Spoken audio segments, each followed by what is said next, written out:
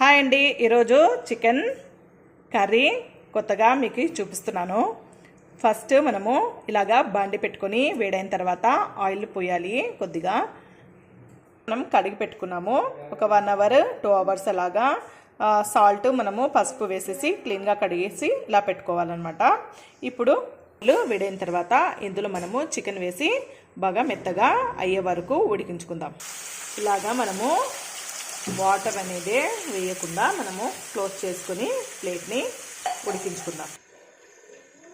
ఇలాగా మనము కొద్దిగా ఫ్రై అయిన తర్వాత కొద్దిగా వాటర్ వేసిన తర్వాత ఇప్పుడు అల్లం వెల్లుల్లి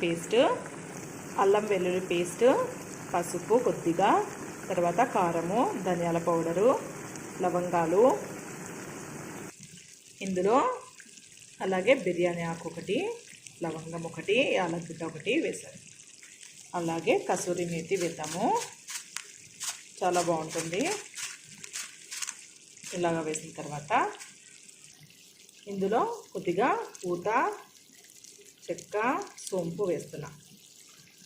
అలాగే కొద్దిగా పెరుగు, అలాగే గరం మసాలా అయినా లేదా చికెన్ మసాలా అయినా వేసుకోవచ్చు.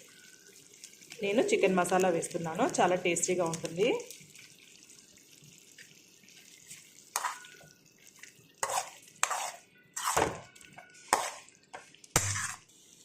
ఇలాగా చికెన్ బాగా ఉడికిన తర్వాత మనం ఇలాగా లాస్ట్ కొత్తిమీర గార్నిష్ చేసుకోవాలి.